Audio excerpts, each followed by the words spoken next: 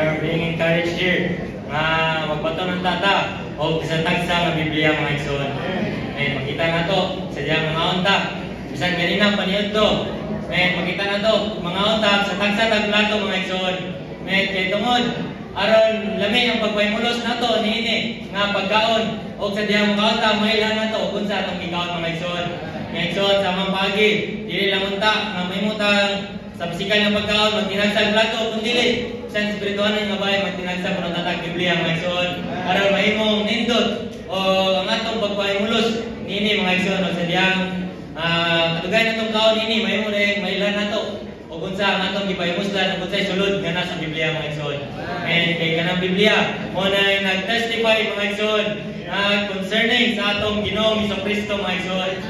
Mo nang sa diyang modulta ubasa ta diya sa Biblia mahimo day makailan ta pagdugang o kung sa ang atong nadawatan nga Kristo mga igsoon.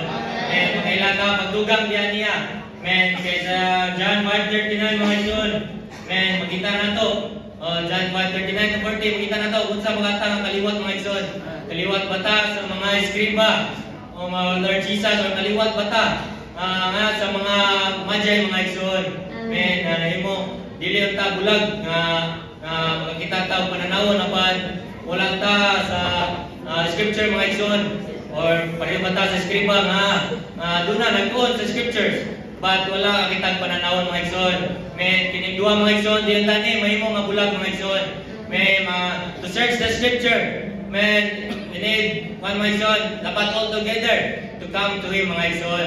Dapat dili ni bulag mga igsoon nga sa diyang mo search ta basa ta sa pulong udol day pulong ta sa Ginoo mga igsoon.